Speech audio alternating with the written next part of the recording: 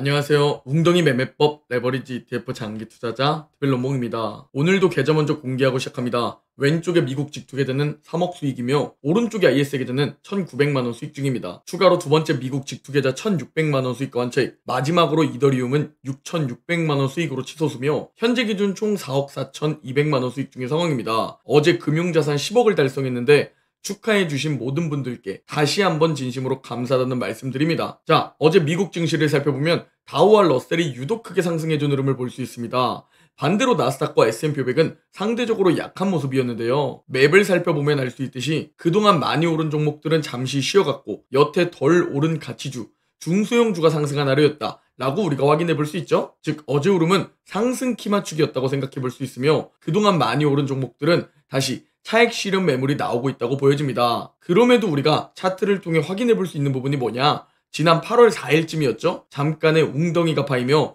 웅덩이 매매법 1차 매수 타이밍이 찾아왔었는데요. 이 잠깐의 웅덩이로 RSI 과매수 과열을 시켰고 극심한 탐욕에서도 내려왔으며 불리시 퍼센트 인덱스도 과열을 시켰습니다. 그리고 지금은 더 상승하고 있음에도 그때보다 과열이 덜한 상황이라 단기적인 상승 여력이 조금 더 생겼다는 것을 볼 수 있죠. 전 이 잠깐의 웅덩이가 왔을 때 그대로 기회를 놓치지 않고 QLD를 웅줍했으며 그대로 멤버십 텔레그램을 통해 실시간으로 공유드렸습니다. 그리고 이는 S&P 500에서도 마찬가지 흐름입니다. 또한 사실 닷컴 버블과는 다르다 라고 바라보고 있는 이유가 뭐냐면 다행히 굵직굵직한 대장 기업들의 실적도 지속적으로 우상향하는 흐름이기 때문입니다. 물론 몇몇 민주식들과 몇몇 꿈만으로 상승하는 기업들도 있지만 닷컴 버블과는 상황이 다르다고 보고 있습니다. 다만 그럼에도 불구하고 적절한 현금 비중을 여러분들께 지금 지겹도록 강조드리는 이유는 언제든지 웅덩이가 파여도 이상하지 않은 그런 안전마진이 없는 오질 구간이 있기 때문입니다. S&P 500의 12개월 PBR을 보더라도 1998년 이후 최고치까지 치솟은 모습이고 버핏 지수를 보더라도 아무리 돈풀기가 심해졌다고 해도 GDP 대비 시총을 나타내보면 200% 넘는 역대 최고치인 모습을 볼 수 있죠. 마지막으로 워렌 버핏의 버크셔 해서웨이가 S&P 500보다 이 정도로 성과가 안 좋았던 시기를 보면 닷컴 버블, 리먼 브라더스 파산 사태, 코로나 때였습니다. 물론 이번에도 워렌 버핏이 은퇴를 해서 일시적으로 성과가 안 좋았다고 볼 수 있겠지만 그럼에도 조심해야 하는 데이터들은 정말 수도 없이 많습니다. 아시다시피 저는 우상향을 외치는 두배 레버리지 낙관론자 장기 투자자이지만 그럼에도 불구하고 조심해야 하는 구간이다. 절대 다 팔고 도망치라는 내용이 아니라 리스크 관리는 항상 해두어야 한다고 말씀드리는 겁니다. 자, 그리고 어제 연준 위원들의 발언을 살펴보면 연준 위원들끼리도 의견이 크게 갈리고 있습니다. 크리스토퍼 월러, 보우먼, 미란 등 금리 인하를 강하게 외치는 인물들이 있는 반면 초비둘기파로 알려졌던 불스비 총재의 어제 발언을 살펴보면 실제로는 생각보다 고용 쇼크는 아니다. 그리고 이번에 인플레이션 데이터를 보니까 확실히 인플레이션이 잡히기 전에 금리 인하하는 것은 조금 위험하다고 경고하고 있습니다. 그리고 라파엘 보스틱 여는 총재 역시 올해 금리 인하는 1회 전망을 그대로 유지한다 라면서 같은 위치에 있는 연준 위원들끼리도 정말 의견이 서로 다른 모습을 확인해 볼 수 있죠. 그러나 저도 그렇고 시장도 그렇고 일단 9월 금리 인하는 사실상 100%로 보입니다. 25bp 금리 인하 전망을 95.9%로 보고 있으며 심지어 베센트의 50bp 금리 인하 발언으로 50bp 인하 전망도 4%로 올라왔습니다. 금리 동결 전망은 아예 없어진 상황이고요. 그리고 이렇게 중요한 상황에서 오늘 밤 9시 30분에 생산자 물가지수 PPI가 발표됩니다. 이제 다시 금리 인하냐 아니냐 이 구간에 위치해 있고 인플레이션 재반등과 고용 쇼크 등 정말 지금 민감한 시기이기 때문에 평소보다 우리가 경제 지표를 더 자세히 공부해야 합니다. 오늘 밤 PPI 발표 예상을 보면 지난달보다 전월 대비로 보나 전년 대비로 보나 모두 다 반등한다는 예상을 보여주고 있습니다.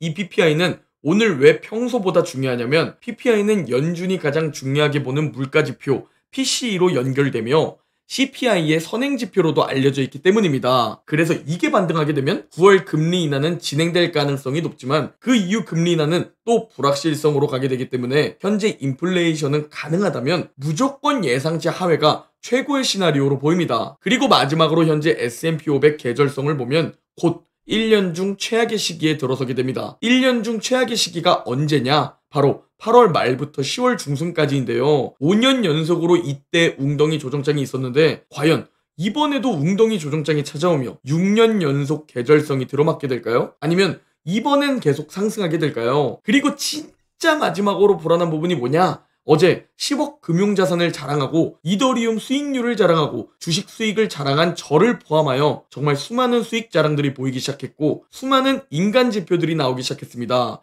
그래서 사실 악재가 보이지 않고 지금 대체 하락할 요인이 있나 싶은 이 상황에서도 혹시 모를 상황에 대비하기 위해 그래서 전 약 20%의 현금 비중을 들고 있습니다.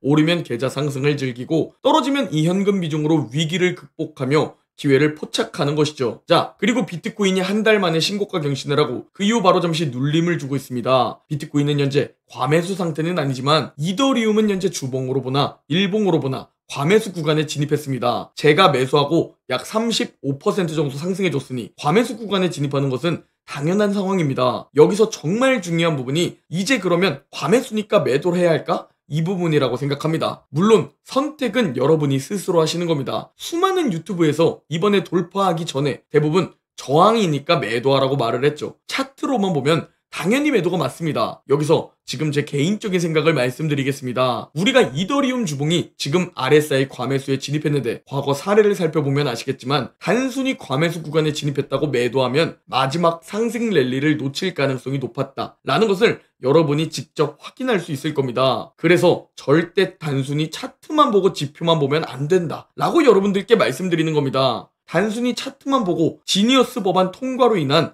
기관들의 매수 수요를 바라보지 못했다면 이번 매수 기회를 포착하지 못했을 것이고 너무 빠르게 저항에 매도를 해버렸을 겁니다. 그래서 우리는 차트만 보는 투자자가 아니라 차트도 당연히 보고 매크로, 정책, 그리고 투자자들의 심리, 사이클 관점까지 그 모든 것을 공부하는 투자자이며 그 모든 것을 공부해야 하는 시기라고 확신합니다. 블랙록이 바보도 아니고 트럼프가 바보도 아니고 왜 지금 여기서 더 매수를 하고 있는지 우리는 그 큰 그림을 봐야 한다고 생각하고 있습니다. 정확히 어디까지 더 상승한다, 언제가 고점이다 라고 말씀드릴 순 없지만 필립 피셔가 말한 조언을 기억할 필요가 있습니다. 투자에서 가장 큰 손해는 작은 수익에 만족해 너무 빠르게 매도하는 것이라고 말했죠. 현재 이더리움은 무려 4년짜리 저항선을 드디어 뚫어올고 이제 신고가 근처까지 올라와 있습니다. 단기적인 조정이요? 당연히 오겠죠. 그거 안 오고 올라가는 게 말이 됩니까? 제 개인적인 생각을 말씀드리면 충분히 단기적인 조정이 찾아올 수 있지만 나무를 보지 말고 좀 더 멀리 봐야 한다. 저는 그렇게 생각하고 있습니다. 물론 제 개인적인 의견이고 제 돈은 제가 책임지니까 참고만 해주시길 바라며 신중한 선택하시기를 바랍니다. 전 여러 지표들을 살펴보고 그동안의 웅축 기간을 살펴봐도 조정은 당연히 찾아올 수 있지만 결국은 더 상승할 가능성이 높다 라고 바라보고 있으며 월봉 맥드 역시 골든크로스가 이제 포착되었는데 차라리 분할 매도는 강세 후 이격이 생겼을 때 저기서 분할 매도라는 것이 확률적으로 합리적입니다. 따라서 전 이번엔 분할 매도도 하지 않습니다. 4일 전 멤버십 영상 내용 캡처 화면입니다. 다 저항 맞고 떨어진다고 말할 때 전 돌파한다고 생각하고 베팅했으며 여기를 돌파해 줄 때 그 다음은 4,800달러를 보러 갈 가능성이 높다 라는 관점을 4일 전에 공유드렸습니다. 그리고 지금 정확히 4,793달러까지 올라갔습니다. 이렇게 우리는 스스로 공부하고 선택해서 기회를 포착하고 있습니다. 그리고 큰 관점에서 제 생각을 지금 여기서 시원하게 공유드리면 미국 주식이든 이더리움이든 단기 조정이 오면 그대로 때려 맞는다. 왜? 그 이후 더 상승할 것이라고 보고 있기 때문입니다. 그리고 미국 주식은 평생 보유하는 것이며 이더리움은 마지막 기회로 바라보고 있습니다.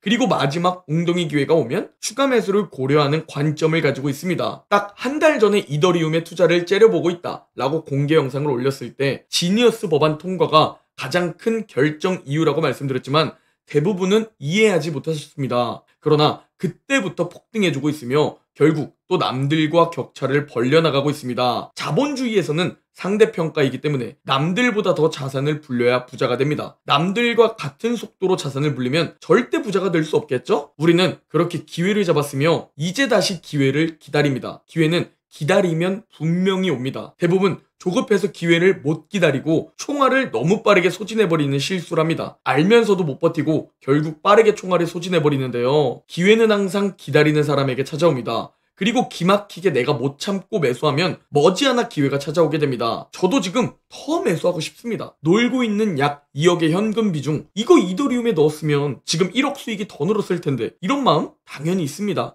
그러나 현실적으로 알고 있습니다. 1억 5천만 원 매수가 그 당시 할 수 있던 최선의 선택이었으며 이 20%의 현금 비중이 없다면 웅덩이에서 못 버틴다는 것을 알고 있고 그 기회를 놓치면 남들보다 자산을 빠르게 못 불린다 라는 것 또한 5년 투자를 하면서 배워왔습니다. 그래서 결과론적으로는 이더리움 몰빵이 최고의 선택이었겠지만 현실적으로 최선의 선택으로 2억의 현금 비중은 냅두고 1억 5천만 원 매수하는 선택에 후회하지 않는 겁니다. 부디 여러분도 항상 좋은 선택하시기를 바라며 선택은 여러분 스스로 하셔야 한다는 말씀드립니다. 그러나 그 선택이 여러분 인생을 결정짓기 때문에 누구와 함께 투자하느냐가 정말 중요합니다. 제 실시간 정보를 도움받고 마지막 기회를 잡고 싶은 분들은 고정 댓글 확인 부탁드립니다. 그리고 마지막으로 제가 DB증권과 협업을 준비하고 있는데 DB증권이 셀레니언 자산운용과 미국 주식 투자자를 위한 세미나를 진행한다고 합니다. 미국 투자자들이 실제로 보는 관점과 분석 방법,